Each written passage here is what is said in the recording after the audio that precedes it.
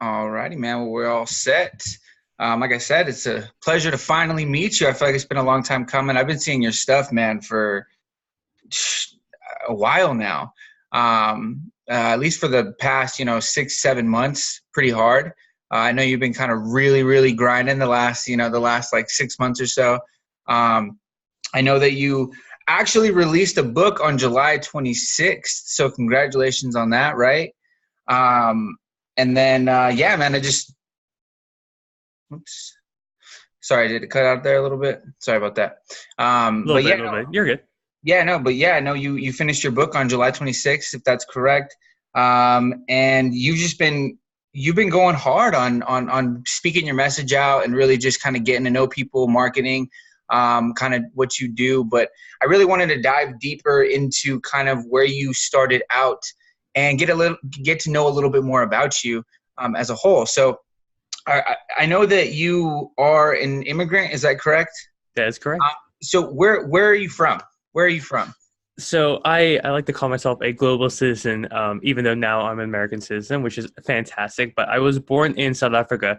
I lived there for, what was it, 10 years, 12 years. And then we immigrated to Houston, lived there a couple of years, and now I'm in Phoenix. So there for the foreseeable future, which is really nice. But yeah, global citizen, born there, amazing parents, the whole immigrant story. And we can probably dive into that a little bit more. I listened to a couple of the other interesting podcasts you've been on, or you've hosted. So I always lead with where is the value. So my story is cool, but Mhm. again, the values where I default. So yes, and correct. 26th was the book launch. It's been one hell of a ride. I recommend anyone who even thinks they want to write a book to commit to writing a book, even though it's a hard task. It's you will not, when you have a book in your hand, you have hundreds and hundreds of hours into this thing. There's no greater gift. Yeah, no, I definitely agree with that. And so, all right, so let's dive into this a little bit. Let's pick it apart, and then we'll transition into more about your book, more about what you're doing now. Perfect. Kind of get more of a kind of a foundation. I know you're all about foundations. Get more of a foundational sense of who we're talking about, because with this podcast, the main thing that I try to put out is people who are in the nurturing stages of what they're trying to do. The ones who Absolutely. see bigger things for themselves, but they're not quite sure how to start. So might as well give them examples of people who are just starting and creating things, and give them those play by plays and continue to build the relationships with these people as well. And that's why I like to really just kind of like go through and pick the people that I know or are doing things that they're committed to, and that I know that they see more for themselves within. So that's definitely what I see from you. So as far as like starting, in South Africa, what was your childhood sort of like? Were you kind of, was it all, I know it's a lot different out there. So it's like, was it like grind, grind, grind? Was it like, did you have nothing out there? Did you have a lot of abundance? Like, what were you kind of coming into when you came into the States and stuff? Yeah, no, fantastic question. And again, I can speak from my truth, and there must have been stuff going on in the background, but my childhood was the picture perfect childhood, right? I had anything I wanted in regards to, if I wanted to try something, my parents tried their best to get me there, right? I wanted to swim, so they signed me up for the school swimming team, and they supported me. And family home life was amazing, right? My parents always valued education, so there's always up the biggest topic of discussion was education. And then I had a ton of free time, right? That was an amazing part about being a kid in the 90s, transitioning into the 2000s. Technology was really booming, TV, video games, all that fun stuff. But yeah, I never had any big impediments until we really moved to the US when I was 12 years old. And before that, I was a happy kid, go lucky. I think I value the two big things that my parents did is my mom instilled this beautiful sense of optimism and kindness to people that I believe everyone's born with it, but she just over indexed in wanting that for me. And that helped me kind of take situations, even, if it's bad grades in school or whatever that was, and just amplify that because I would see that, hey, it would get better. I just had this optimism about me that was a beautiful gift she had. And my dad instilled this work ethic, right? He worked so much, and, he's in IT and finance, and you would just grind, grind, grind. So just seeing that, those two worlds built me into what later would make sense today. But as a kid, I would be like, wow, my parents really like are hard workers. That's great. So yeah, at 12 years old, I was 11 at the time. My parents told me we're moving from South Africa to Houston, and I'd been in the States one time before that. But yeah, it was a tremendous move. I finished school, and so in South Africa it's year-long school, so January to December. And December we finished fifth grade, and then next week I'm on a plane and landed in Washington D.C. and made my way down to Houston. So really quick turnaround. But yeah, and I think like 2 weeks after that, I was in my first day of American school. That's crazy. So what sparked that whole move? Like what was the cause for you to move? Because that's a huge transition. Like you don't just decide one year, hey, you know what, we should try and live in the US, like so like what was it, your dad's job or something, or? Yeah, so and this is again, I know the 30,000-foot view what's going on, but my parents on paper were really successful. They both amazing professionals in their job, rising through the ranks really quickly.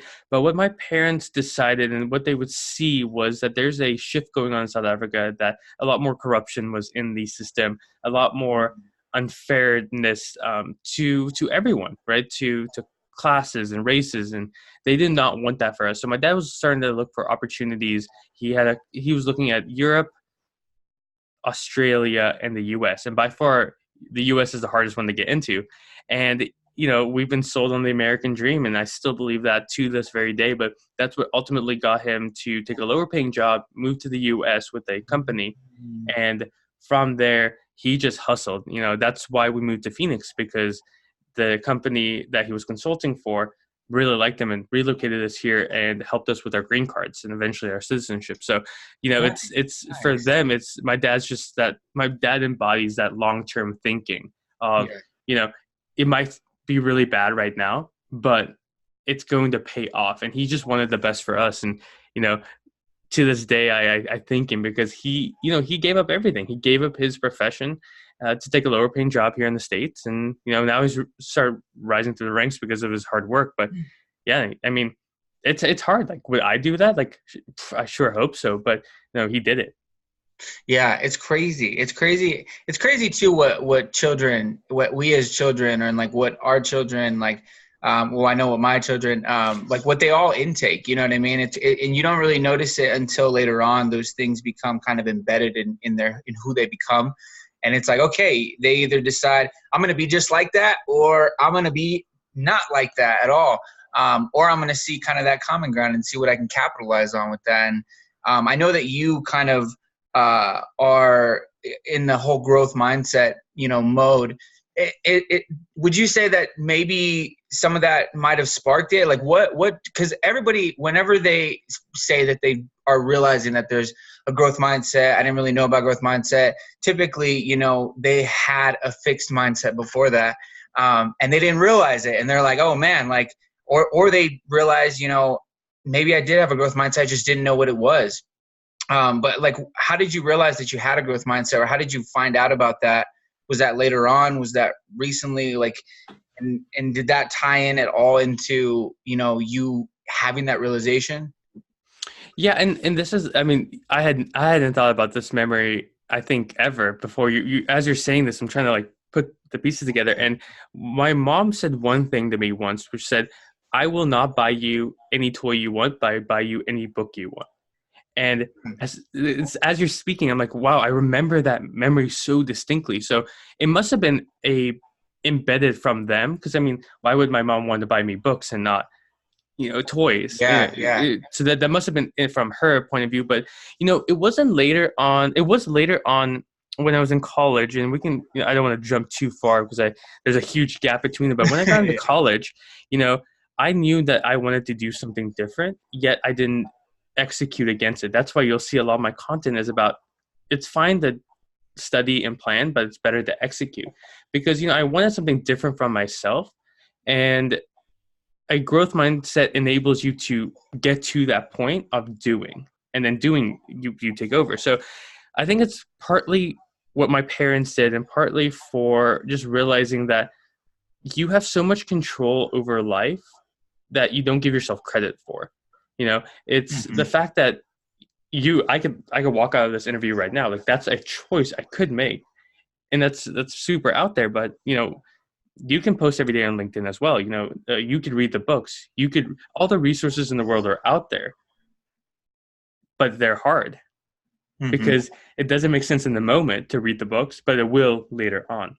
So I Yeah. think it's just like becoming fascinated with humans. And yeah, like you said, like I'm dovetailing around the fact that a fixed mindset and growth mindset, it's partly how you're brought up, but it's partly how you view the world today, in a sense. Yeah, no, I love that too. And that's that's what I talk about too with like my whole gratitude thing is I talk Mhm. about, having a growth mindset, having perspective and taking accountability. And it's like one of the things that I love that you do is you love to take in other people's perspectives and you love to take in other people's stories and you kind of thrive on that and you love to kind of hear about it and you love to tell stories the way that you do.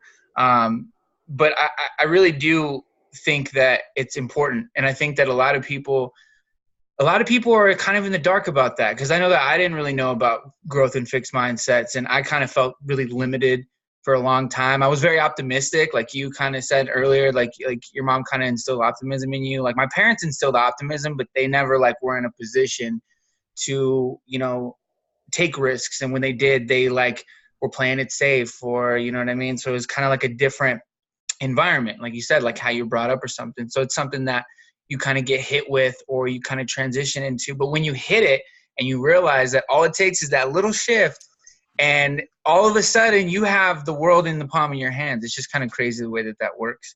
But so, all right. So going back to kind of you kind of transitioning into the United States, when you finally reached Phoenix, how old were you? I came to Phoenix the summer before my freshman year in high school. So I was about 14, 15. Yeah, around there. 14, Okay. 14 turning 15, yeah. So then from there, did you go to college there as well? Did you finish high school there and then you just went straight to college there also? Yeah, so again, and it's so funny that we're talking about the growth mindset. I'm so big on personal growth, but I'm also focused on the people you surround yourself with, right? When we Hmm. came to the States, I had an aunt, and she is a very prominent doctor in Denver, absolutely does amazing. And, you know, in the moment, I saw success as what she had because and she still is today one of the best members of my family. She's a kind person and she works super hard and she's super successful. And I saw that and I was like, okay, I see these attributes I like in her.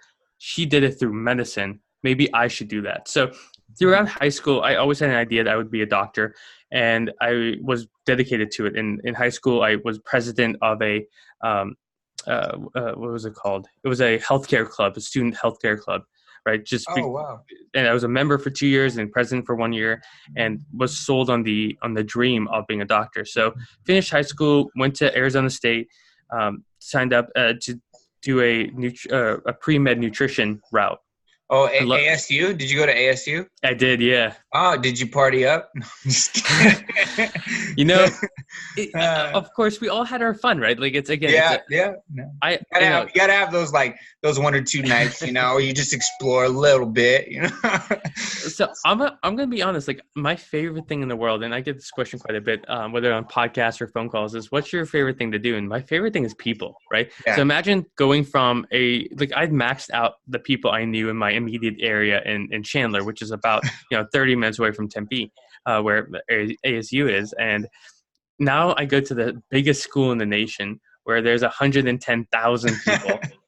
And my goal is to meet every single one. So of course I went to the parties. I went to all the club Yeah. meetings. I went to everything because I wanted to meet these people. Yeah, dude. And I was sold. I was sold on medicine. I started my first thing I did in college before even like really going to class. I started a club that was called Future Leaders of Holistic Healthcare. Right, healthcare club. First year sold on that. Second year, cool. that club did pretty good. I'm going to try something new. And I started a food pantry, right? That help it. And as I'm starting these things, I'm noticing like my grades are fine. Like I'm an A/B student, but we started getting A, B's, and C's. And I was like, oh, we're not the alphabet up in here. So, so I started like really thinking, and it wasn't until or June of 2017, we were going to a flight to South Africa to visit family. And I, in the airport, quickly grabbed a book because my phone battery was really low and I couldn't play any games. And the book was Think and Grow Rich by Napoleon Hill. Ah, wow. when someone says like, what's the luck in your life? I said, it was lucky that there was a dollar bill on this book that I grabbed it. Because I could have grabbed any other book, right? But I grabbed this one and obviously paid for it. But I read it, and the question that I posed is like, what do you really want in your life? Right? Like the book is a fantastic, but like I couldn't get past the first couple of chapters, and I looked at myself and said, I hate this, right? Even before then, a couple weeks ago before finals, I was sitting in class and I was just upset. Like I didn't want to be there. And now I can look back that, my psyche was telling me you need to get out. But it wasn't until I read that book where everything changed. And yeah, I read that book, and that's when the growth mindset, as the term that you and I use, became real to me. And that started this whole snowball where we are today. Yeah, it's crazy because that sort of happened to me as well. And it's like, it's insane how many, like when you pile on the perspectives and you pile on the exposure to different people, stories, whatever it is, it's crazy when you start to realize what becomes possible for you, because it's absolutely. not like, and I saw that the post that you just posted on LinkedIn, and it was talking about cookie cutter things, like nothing's cookie cutter, like especially when it comes to life. So it's like there's different ways to go about abundance. There's different ways to go about figuring out this map and tailoring it to however you want to view it. But I think that people, like, they get so caught up in their own little bubbles that they just, like, they don't explore, enough. And it can be kind of daunting, to start, because absolutely. you're kind of like at first, and I talked about this a little bit, and I'm like, at first you project like this sort of insult, like, no, I'm good. Like, what do you mean? Like, I don't need help. Like, I don't need this or that or the other thing, I'm good to go. But people don't realize like what different things like Think and Grow Rich can give you, what kind of value other things can give you, what kind of ROI things can give you. You know what I mean? It might not mean much to somebody, but it might mean the world to you. It might have changed your life. It's insane. And so, all right, so let's kind of fast track a little bit forward. And how did you, sorry, I don't know if it cut out. I think I lost you for a quick second. Yeah, sorry about that. Yeah, a quick second, but it's all good. So real quick, just to kind of fast track a little bit into like where did marketing come into? Because I know that's like the main thing that you are very passionate about. And I know that it kind of started early on, but when did you realize that like that's what you were doing? Like when did you realize you were marketing yourself? When did you realize that like you networking was like the same concept of that? And when did you realize that was even like a profession for you to even do? Yeah, no. So I was so sold on medicine that it wasn't until 2.5 years ago where I thought that you could, when I realized, like, I must have known this subconsciously, but it dawned on me that you can make money not through medicine. Like that blew my mind. Like I was so medicine, right? And so when you're talking about, it's scary to switch. I only knew medicine, no programming, no nothing. I only knew medicine. And when you know something and you realize that you're bad at it, it puts everything in perspective, because you're like, wow, like I need to do it. So I had 12 months right before I was going to be done with school, and I actually finished my undergrad in nutrition. I was like, there's no way I can do it. I can't. There's no documented cases of anyone in the profession I would have gone in killing someone through food, right? Mm-hmm. I would have done that. I would have been able to do it somehow. That's how bad I was. And, for me, it's, okay, cool. I have 12 months. Let's figure this out. So ton of internet stalking of like people I started looking at, like Napoleon Hill. What did he do? How did he do it? And I went through all these rabbit holes, and then it was like, okay, 4 months in, I'm planning a lot. And that's why I'm so big on execution. I've gone from 12 months to 8 months and have nothing to show for it. So I started DMing, right? This is how naive I was. I got on Instagram, started DMing CEOs of companies in Silicon Valley. And, most of them said no and never responded. And some of them gave me a break. I just asked them like, hey, can I would discover is they cut out? Yeah, sorry about that. I don't know why it's Oh, dude, you're good. You're good, man. weird. All right, so you started messaging a bunch of CEOs. Oh yeah, so yeah, that's why I said like, dude, with the internet, you can do anything. Like I straight up just started DMing CEOs of startups, right? Because I found out, oh, Napoleon Hill worked in this company and he helped companies like this, and they're called startups. I'm like, cool. Let me just DM successful startups or what I perceive to be successful. Most of them never responded, and some did. And it was like, what can I do? And they're like, oh, we need market research. I'm like, cool. As I'm Googling what market research is. And so I do quote unquote market research for them. And I was like, okay, cool. And I did everything. I did industries. That's what I cared more about. And I did logistics, real estate. I did all these industries, but all the underlining factors were marketing. And then the real move that changed everything for me is I was like, okay, if I want to be a marketer, I got to be able to market something. So I looked around my room, and that's so funny. This is actually the very box. So I'll put it up. So it's an Apple bag, right? And inside of it was my old Apple MacBook 2015 box. Oh, you know what? I read that. Yes. Yeah. I was like, yeah, okay, keep going. It's one of my favorite stories to tell. And I look at it, I'm like, okay, so I'm doing all this market research for companies. Let me see if I can do it for myself. And I take this box and I go on eBay and I'm like, empty MacBook Apple box 2015. And I was like, people are selling these. I'm like, dude, there's no way. I was like, okay, I need a sign. If I can sell this box, right? If I can put it together and sell it, I'm going to really look at marketing. Because at this point I was like, I could do real estate, I could do selling, like all this stuff. Yeah. And I posted it and I go to bed and I wake up and I check my phone and it's an eBay notification. So I'm like, okay, cool, whatever. I totally forgot. And I checked it and said item sold. And now I'm stressed. So I started going to Google. I'm like, how to sell, like what to do after you sold an item on eBay. And I'd never gone to the post office or went in there. And the lady's like, what are you selling? I'm an empty box. She's like, what's in it? I'm like, it's an empty box. And the whole time, like, I have to look into this. So started listening to the podcast. Like you probably do the same thing with Gary Vee. And, that's where it all started, man. It's all started from this curious nature and executing against it. That's crazy. That's awesome too. I had read about that because when I checked out, when I was looking at your book and stuff on Amazon, I think that's in your about the author or something. Mm-hmm. I want to say so. Yeah. So I was reading that and I was like, man, that is funny. At first, I thought you were like selling empty boxes as like the phones and stuff, and I was like, wait. I was like, what? He did not. And then I was like, oh, no. He's like literally just selling the bags and like the boxes. Like, that's crazy. Like, I can't believe he was able to do that. Like, oh my gosh. And I love your message too with your book, which is, we are all marketers, which I love because you raise a really good point, which is, we're all doing it, whether you are trying to get somebody to go, I think you said like out to eat to dinner with you, or like go to a family function or something. It's like we're constantly kind of like, not only are we just selling ourselves, but we're marketing ourselves as well and trying to like kind of put that savvy little, okay, this is me and this is kind of, maybe you should come over here because of this. And then you got to be kind of passionate about what you're talking about with whatever it is, and know how to talk about certain things. So how did you come about the book? How did you start writing that?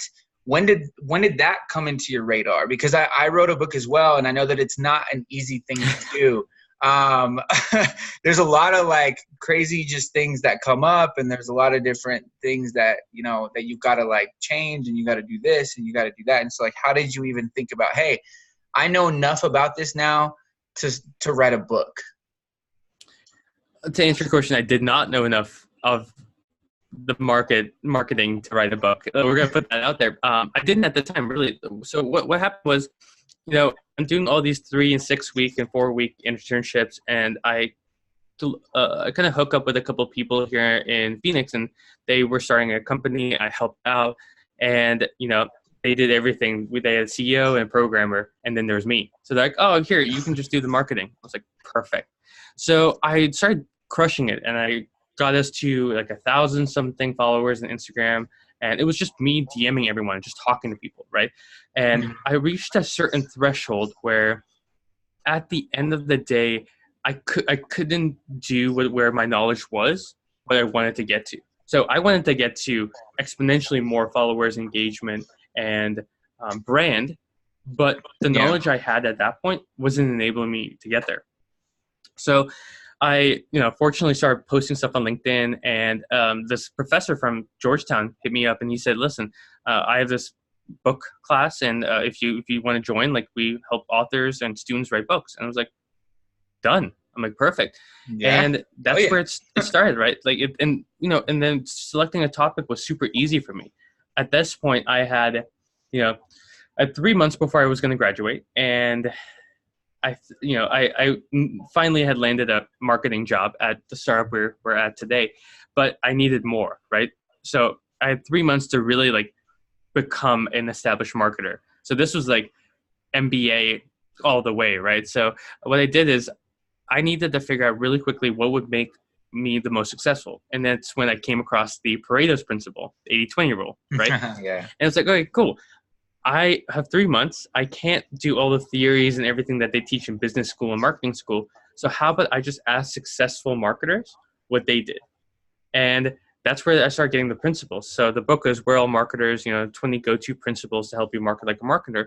Because at the end of the day, I wanted to do Instagram marketing, but I didn't know the foundations of marketing. So that's where my knowledge gap was. I was going for the tactics without understanding the foundations. It's much like, doing like going to the gym, right? If you only hit the gym, but your nutrition is shitty, you're not going to get the physique you want, even as hard as you want to hit it, right? And vice versa. There has to be there is differences, right? So that's what I needed to do for myself. I needed to understand the marketing fundamentals. So that's what I did. I interviewed some amazing marketers from people like, employees at VaynerMedia and, some of the original guerrilla marketers. And, people want to help you. And when I was thinking about a title, I was like, goodness, like how can I convey the fact that what I learned shouldn't just, marketers who got a degree shouldn't be the only ones who know how to effectively communicate. So how can I translate it to everyone? And I was like, everyone. We're all marketers. So again, you hit it perfectly on the nail. My book is not meant for digital marketers only, right? My real book is for people who want to utilize the tools of today and tomorrow by understanding the fundamentals of the past. Because that's the nice thing about what I teach. I teach the fundamentals. They don't change. So regardless of Instagram or LinkedIn or the platforms of today, you're still prepped for TikTok. You're still prepped for all these emerging platforms because you understand why you're doing it and how to do it.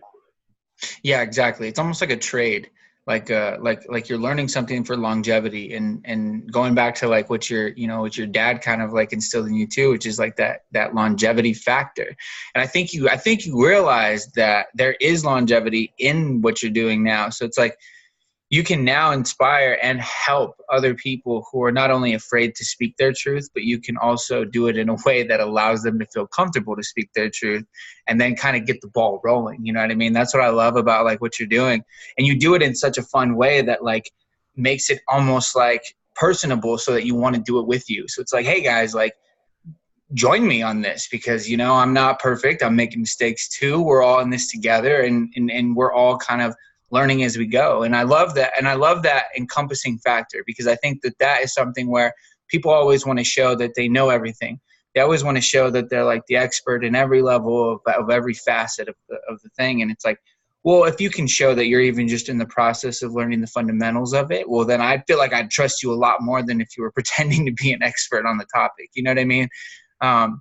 So I think that's awesome. And I think you're doing everything right, So let's talk about a little bit about FDE. So how did that come? Was that before the book or was that after the book? It was and this is why I preach about putting content out, whether it's online or in, meetings or whatnot, because you need that feedback loop, right? The reason communication works is because you can iterate really quickly on it.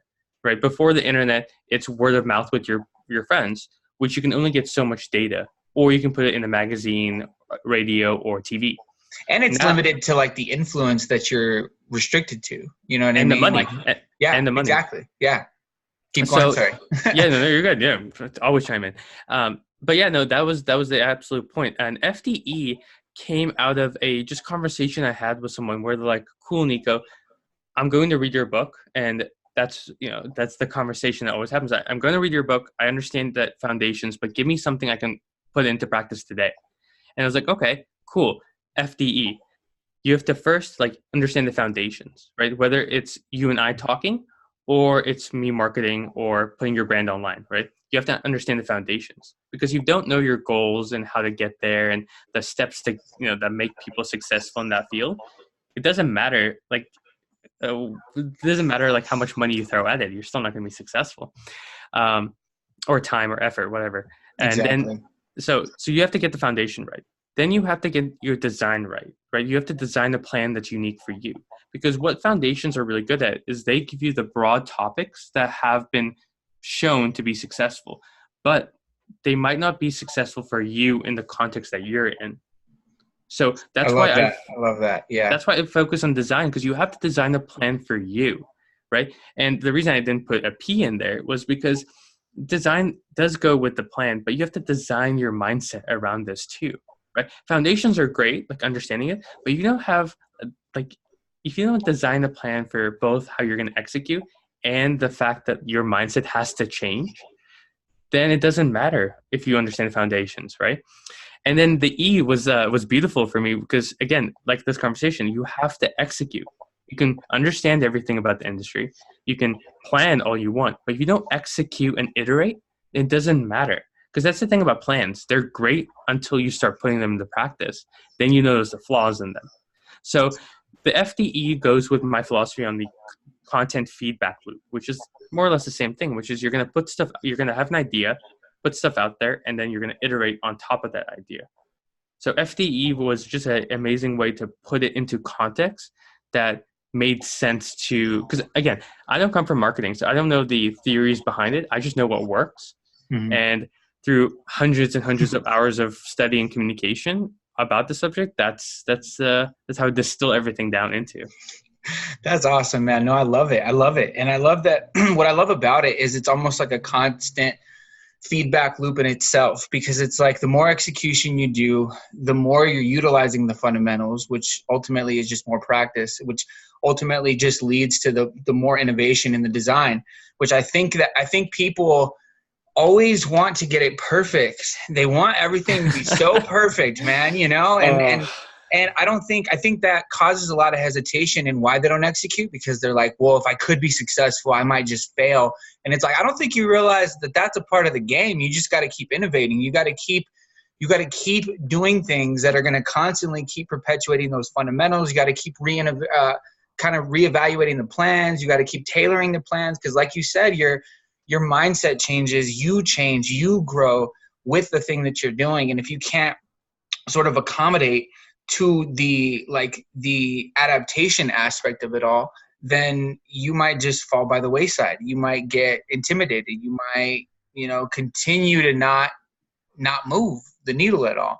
And I'm all about, and one thing that I truly believe in is the fact that everything cycles through and everything is like a circle. We always got to keep moving in motion. And that's what I love about that. That's what I love about your whole message and what you're trying to do with everything. And okay, so if you don't mind me asking, as far as the book goes, and sorry if I think my internet connection is just bad. But if you don't mind me asking, what are some of the key, or what are some of the really big principles that you talk about in your book that are important to touch on? Yeah. I mean, great thing. And again, there's knowledge is so all the principles that I have in the book, right, is out there, and that's purposely why I priced my book at 99 cents on Kindle, right? Because I need people to get this out there, right? Because it doesn't help me, right? I will make do with what I want. I just know that not everyone has the time, effort, and money right now to do what I did and go have these interviews and Sorry, man. I apologize, dude. Dude, you're fine, man. No worries.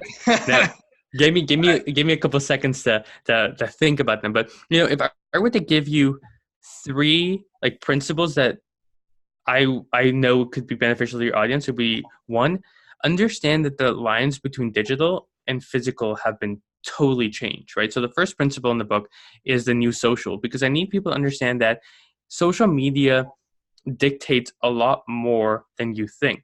And places like Yelp or Rotten Tomatoes, you've probably looked up a restaurant on Yelp before you've gone to eat there, right? That's just one example of how the lines have been blurred. So digital and physical aren't separate; they are more mashed together than ever before. It's like they're the new word of mouth. You know what I mean? It's like a weird blended mixture now of like word of mouth meets like regular advertising type deal. It's like hard to distinguish.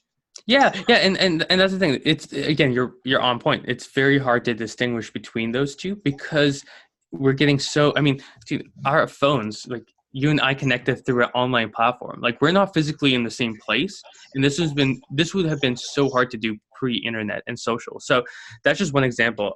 The second one is to always understand what the end goal is. So I think principle 8 or 9 is end goal, right? Understand like why do you want to communicate this specific item, right? Like, what's the goal? What's your North Star? Like, if you want to grow a presence online, cool. Why? Right? Like, always ask that why question. And I borrowed that from Simon Sinek. And really, the last one that could be very beneficial is the 3 E's of content creation, which is first you have to entertain someone, whether it's online or in person. If someone isn't entertained, you're not going to get their attention, right? The reason I like telling stories, and you'll see me tell stories a lot, is I need to entertain people before they even give me the time of day to like look into my content. The second one is to educate. Now, educate could be how-to videos. It could be like, you know, through a story, I understood this about mindset and this is how I'm applying it. Like you have to educate someone because when you entertain someone, you get their trust. When you educate someone, you get their, or no, when you entertain someone, you get their attention. When you educate them, you get their trust. And then the last E is engage. Because if I get someone's attention, right? So we're talking, I get your attention. I say something that builds trust with you. I have to engage you because this isn't a megaphone where it's a telephone. And that's all the digital media marketing, social media marketing, and communication is. It's a two-way street. It's not a one-way. No, I completely agree with that, and I think that people they get very hesitant with talking with people. It's kind of intimidating. But like It's you, scary, yeah. yeah, and like you said earlier, sometimes you just gotta message those people. Sometimes you really have to just kind of grow that discomfort aspect of it, and kind of like.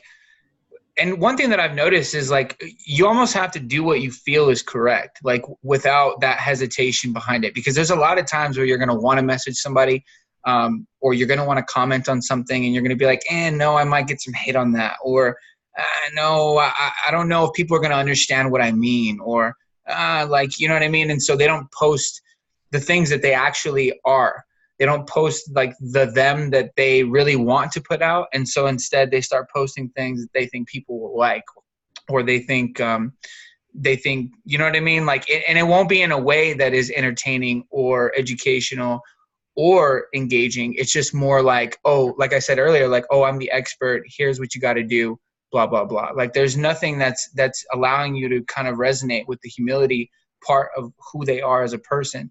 And that's one thing that I think that you do really well with your content is not only do you entertain and do you educate, but even when you are like just putting out content, it's very engaging. And so I definitely recommend anybody who is not already following you to follow you, because one thing that I've gotten from you is a lot of inspiration as far as, execution, doing like the things that you need to do behind the scenes. You know what I mean? Because that's what you did. You started putting in that grunt work and that footwork, and then I think it wasn't until like maybe I think you've only been on like doing this hardcore for like less than a year now, right? Or has it been Yeah, about a year or something? October would be, so October 1st, or just before October 1st, Mark Metry talked to me about, he was one of the first people I interviewed, and he's like, listen, you got to get serious about LinkedIn, 30-day video challenge, let's go, and let's see you do it. And that 30-day challenge started and hasn't ended. So it's been about a year now that I've been like serious on like one video a day. And about 4 months ago, it was a video and text, and now it's 3-4 times a day. That's awesome, man. And that's definitely something that I've noticed as well. You know, it's like I see it on my feed, and all the stuff that you talk about is very, very relevant stuff. It's stuff that we all think about, but you don't necessarily see every day. And one thing that I love about like the fact that you did it right now is because you're still kind of in the beginning of everything. Oh yeah, I haven't even started yet, you know? Yeah, exactly. And so it's like I love, and that's what I love to capture, because I want people to see that. I want people to see where you are so that they can relate to that and feel like, hey, you know what? If he just started last year, really started like last year and started really going crazy, maybe I can reframe this around me and kind of do what works for me in a way that is going to be beneficial for my longevity, like for what I'm trying to create later. Or hopefully it just sparks somebody to start whatever it is. And so what I wanted to kind of like talk about is, I know that you, and then we'll talk about this before I ask my last questions, but you said, I know that you were saying something about you started an app. Yeah. Is this correct? What was this? What was it about? Do you still have the app, or what kind of app was it? I was just really interested in that, because I was just like, wow, this guy just created an app real quick too. Like, I was like, that's pretty interesting. Yeah, and again, when I say I was part of a team that did it, so there's 3 of us that did it. So really, really close with those co-founders. But yeah, basically what we said was, you know, we all wanted a specific objective, right? A guy on the team really wanted to practice like his coding skills, right? He really wanted to master that. One of our CEO really wanted to grow her leadership, her design, and I wanted to market, right? So we took on this project at a hackathon, which is a contest where we basically came up with an idea, and after 72 hours, we actually had the prototype ready, right? So it's amazing what you can do in like 72 hours, right? So we did it with 1/3 in this contest and decided to keep going with it. And that was March of 2018. And, you know, got a little money from Arizona State to run with it. But basically what the premise was everyone, we're very connected. We're very connected today, but we're also very disconnected. So we made an app to help people meet online and leverage online platforms to actually meet in person. So connect online, find out how do you fit into, you know, do you both like hiking? Do you both, want to do something here or whatever? And then actually take that into the physical world. Because like I said, the lines are blurred. There's not digital and physical, it's blurred. So we wanted to use digital as a tool. And again, I had amazing co-founders. We, went to Silicon Valley, had a couple of investor meetings, and at the end of the day, building an app is a lot of work, right? And I had to choose, right? My one goal for the year was I wanted to finish something for myself, and I had to choose between the company and the book, and I chose the book. And still really good friends with the co-founders, but yeah, it's amazing what you can do. And again, I say Google is your best friend. Like, go, and if you have a question about something, just Google it. Like before, like I said, 2.5 years ago, I didn't even know marketing was a profession, right? My mom said I was a storyteller, but I thought that was a bad thing, right? So at the end of the day, like, yes, I was like, I had my first company. Like, it was a registered Delaware corporation, and we had some money and had some clients that, again, it was fun. It was great learning experience, and anyone can do it, right? Like, that's the moral of the story. Like, it's not that I had some secret powers. I had less powers than most people, and, you just have to try. That's awesome, man. I love it. I love that story too. And, no, that's cool. That's awesome. And so, like, what I wanted to say now, okay, so I'm going to get into my last sort of questions before we get into the end of the call and stuff. But I just wanted to ask, with everything that you've done, because I'm pretty sure I covered everything I'm pretty sure we covered. You covered a ton, yeah. Yeah, we covered pretty much everything that I had written down too. So yeah, I'm glad, because I had a lot of stuff written. So there's just a few questions, and then I'll end with my last little bit. But with everything that you've done, what's probably one of the biggest things that you've had to overcome, as far as like in totality from then to now? Imposter Like syndrome. really, Yeah, really, yeah, okay. And yeah. why is that? Why is that? It's not just from marketing or going from medicine to marketing. It was before that, right? Why should I have the right to do what I do, right? Why should you listen to me opposed to everyone else? And that was the question that was always on my mind. And it wasn't until I had amazing mentors in my life where I realized that it it it was the fear of the unknown and how I would be seen to others that was scaring me. So yeah, imposter syndrome has been the hardest thing to overcome, and you deal with it every single day. Yeah, I have a book out, but sometimes I'm like, yeah, why should you listen to me? Why should you pay me to do your marketing, right? So imposter syndrome is the hardest thing, and the only way to do it, that's why I talk about execution, is you have to prove it to yourself before you can feel comfortable showing it to the world. Mm-hmm.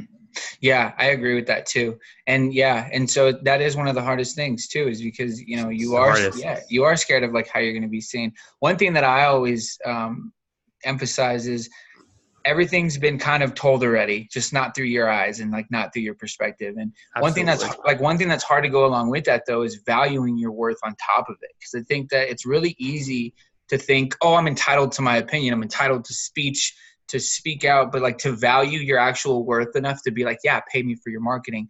I think that that takes a very like confident approach, and that's definitely what you've kind of grown into and shown. And so what kind of impact ultimately are you trying to create? Like what kind of, like, are you trying to create just a marketing firm that knows the FDE kind of principles? Are you trying to like build, are you just trying to take it one person at a time, one day at a time, and just see what happens? I'm very curious. Yeah, I have two goals. My main lofty goal is I really want to impact 7.57 billion people, That's very right? specific.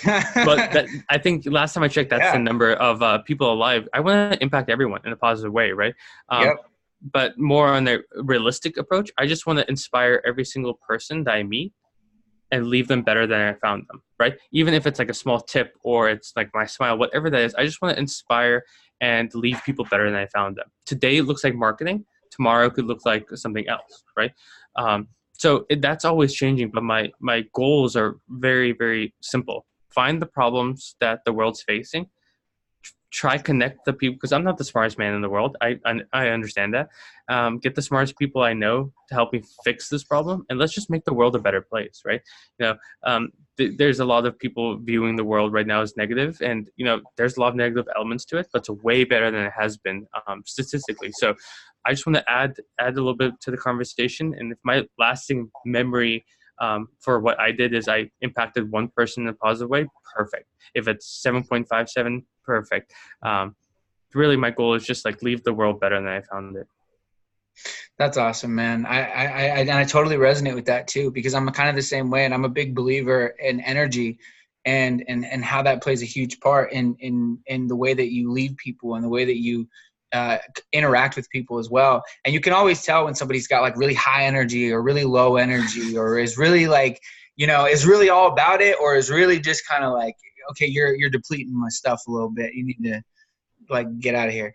And so like that's exactly what I get from you, man. And I pick up nothing but insanely powerful and amazing upbeat energy from you, and it's awesome. And I'm really glad that we were able to kind of connect through these electronic social platforms. It's absolutely, I'm so grateful for that, and it's been awesome connecting with you as well. And so like my very last question is going to be, what does success look like to you, and what advice do you have for people to get there, or like to get to their version? Yeah, I mean, success is always changing, right? So what means successful for you now is going to change in the future. But my overall thing is being happy with who you are today and being hungry to be the person you want to be tomorrow, right? So that's really it. Like being content, but like if you really hate where you are today, you know, is that successful? Well, understanding that that's not what you want to do, that's success. And moving towards where you want to go, that's success. But sitting there and not paying attention and not changing, that's not successful. So again, like I was super successful when I wanted to do medicine and studied it, even though my grades weren't the best, but I was successful at it. That changed when I realized that I wasn't good at it and I don't want to do it anymore, right? So my biggest advice to people is don't beat yourself up. The world is already going to be beating you up. Don't add to that, right? And give yourself an excuse, right? If you want to explore marketing, go explore marketing. If you want to explore golf, go explore golf. There is no better time than today to find the resources, the people, and the insights that will get you closer to what you want. So take that with a grain of salt. But if I could wish anything for everyone, it's just understand that you have so much more power than you give yourself credit for, and it's not anyone's fault. It's just understand that, and what are you going to do with it? Oh, dude, that is so. Oh, man, I love that. I resonate with that so much because that's all I preach, man. Is like gratitude for today, momentum for tomorrow, and it's like. It's like, yeah, dude, it's insane and again, the mind shifts, and that's why I like to bring people like you on, because it helps people. Even if one person by accident stumbles upon this podcast and listens and is like, hey, you know what, this guy's actually got a pretty good perspective and they can resonate with it. That's all I need. Like, it's one person at a time. It's one day at a time. And it's these small increments that we forget make the biggest impact. And I love your message, man. And so where can people find you? Where can we get all of Nico? Where can we get the scoop on everything you're doing, and what platforms are you on most? Because I know that everybody's got their own niches. So which platform is going to be best to get all of your latest updates, everything on, and all that? And is there anything coming up that you want people to know about? Well, we have another book in the work, but that's super, super basic. It's going to be a good one. It's the 201 book that follows rural marketers. So that'll be exciting to share. But right now, honestly, like the LinkedIn and Instagram are probably my go-tos, and it's just Nico De Bruyns. We'll probably put those in the show notes. My website, nicodebruyns.com. And really, if you're interested in the book, it's 99 cents on Amazon. So go pick it up there. It's just put in my name, or rural marketers. But really, like my biggest goal is, we're only here for such a microsecond in the grand scheme of things. So if you have any questions, like reach out, that's how we connected. You're like, I love your message. Just let's jump on it. And that's what I get to do. I live in a country and live in a lifestyle that enables me to do just that. So I want to connect. I want to help, and I just want to move people better and leave people better than I found them. So any questions about that, both of us are great resources for that. But yeah, just remember you're crushing it out there, and thanks for listening to me. Heck yeah, man. I really appreciate you coming on, and again, sorry about the timing issue. But I love these conversations, man. And this is honestly what I love doing. And for anybody who is listening right now, this guy is absolutely amazing at getting back and, connecting. And that's all he does all day, is just connect with people and build relationships. And that's what I love about it. Because that's what I love to do with this podcast. I like to have everybody on. So I'll probably have you on a second time if you're perfect. If you're up for it. Cause I like to get people beyond, like in a year from now, maybe 10 months from now. I like to see where you're at and maybe get a different interview, so that way people can use these as pinpoints and say, you know what, like, wow, he really is capitalizing on a lot of stuff. He's implementing the E in his FDE method. And so, I like people to see that you're practicing what you preach. Absolutely, man. That's everything. Everything. I got to hold you guys accountable. You know what I'm saying? For everything you guys are saying you're going to do. No?